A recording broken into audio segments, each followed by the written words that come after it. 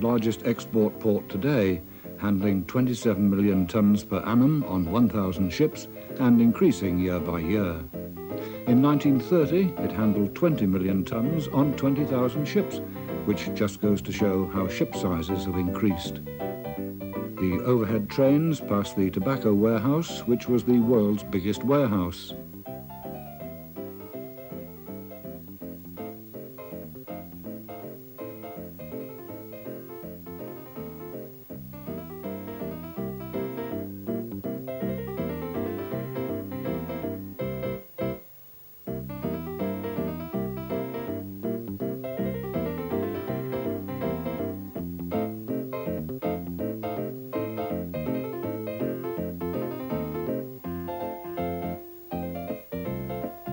Fruit imports were dealt with at the fruit exchange auctions and would be in the shops on the same day.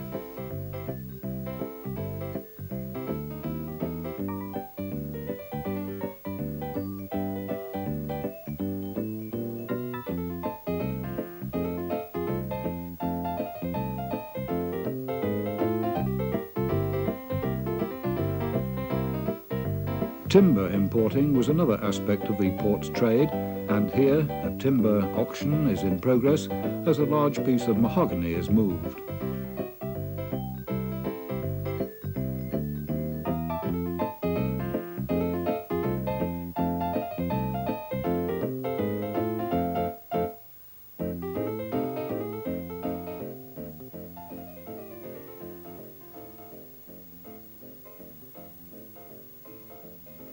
Livestock and frozen meat came from places such as Ireland, New Zealand and Australia.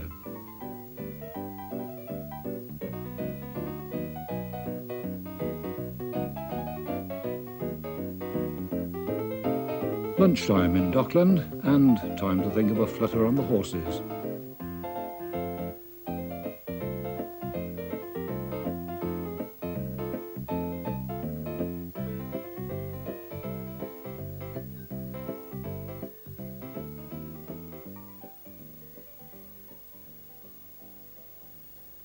They're off.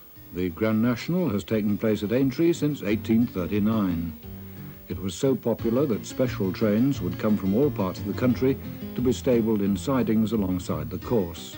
Just over 4 miles long, it's just as famous today as it was 60 years ago.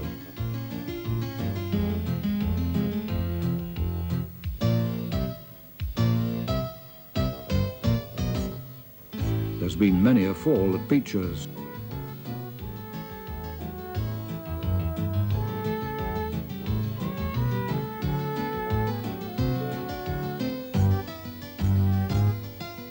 The 1929 winner was Gregallach at 100 to 1.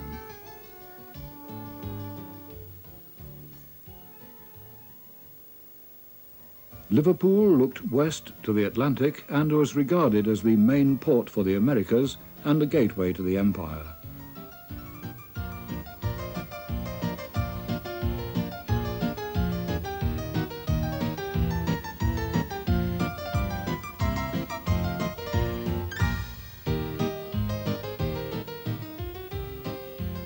Prince's Landing Stage was the place for transatlantic liners and passenger ships to West Africa and other parts of the world.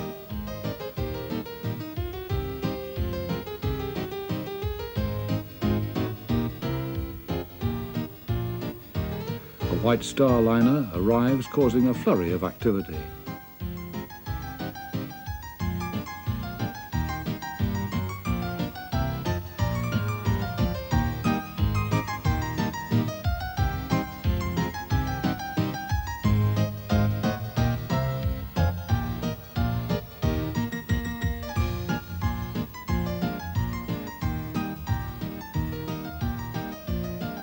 At Riverside Station, alongside the landing stage, the majority of passengers would board a special train for London. Special trains to and from London were timed to link up with the departures and arrivals of all major liners. The 20s and 30s were the heyday of the great liners. Air travel gradually took over their role after the war.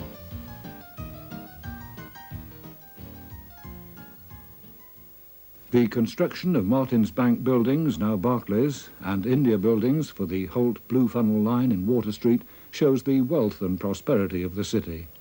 Both were under construction at the same time in 1929, and both were designed by Herbert Rouse.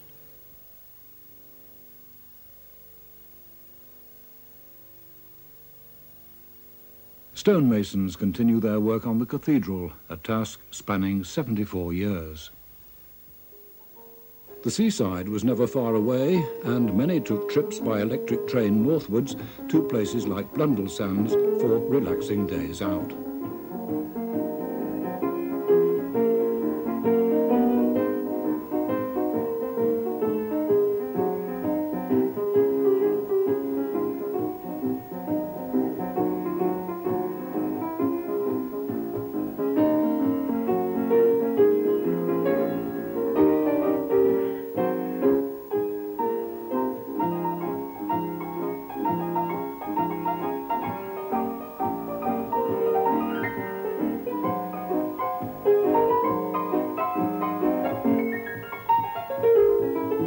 Alternatively, you could take the ferry to New Brighton on the Wirral coast, or, if you were more comfortably off, go by chauffeur-driven car to your beach hut on Harrison Drive.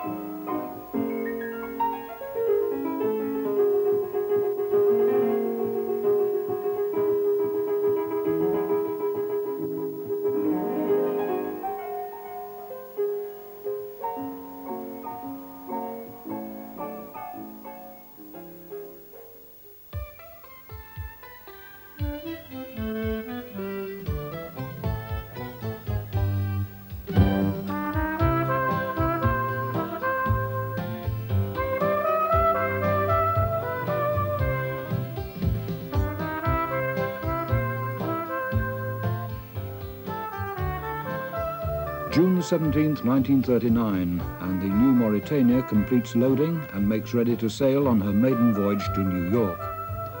Built by Camel Laird of Birkenhead, she was launched on July the 24th, 1938. Her shops, dance floor, pool and Turkish baths were stripped out before the end of the year after only a few voyages between London and New York, and the vessel became a troop ship visiting various parts of the world. She survived the war and, after refurbishment, reverted to passenger service in 1946 and was finally scrapped in 1965.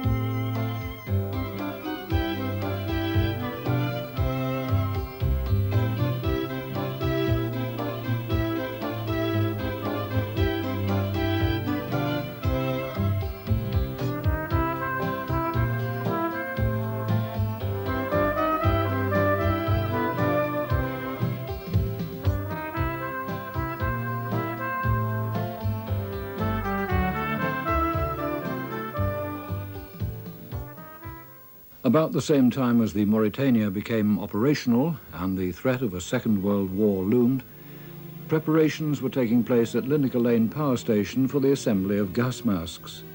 Shortly after war broke out, everyone in the country was issued with one that had to be carried with you wherever you went.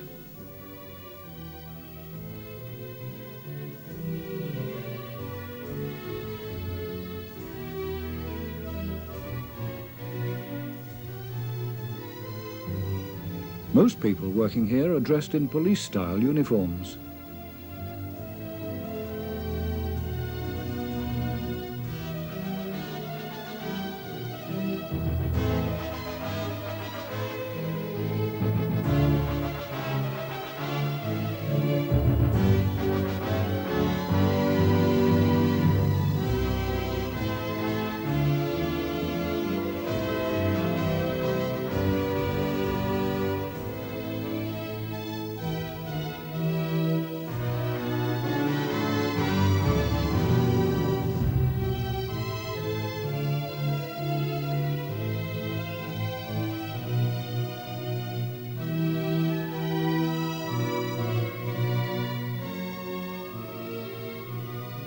The parts for assembly came in airtight tins.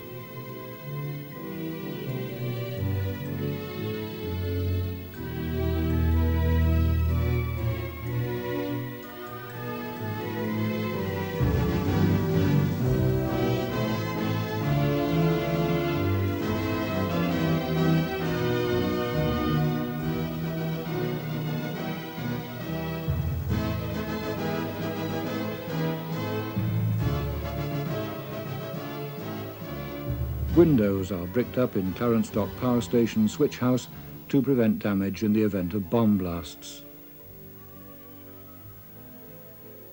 A Lewis gun post is mounted on the roof.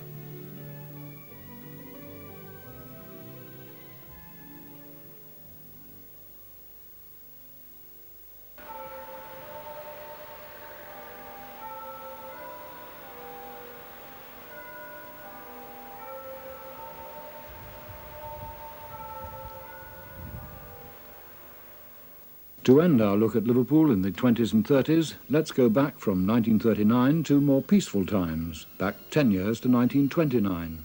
The working day is over, it's time to buy a Liverpool Echo or an Evening Express, and then home, blissfully unaware of the traumas to come a decade later.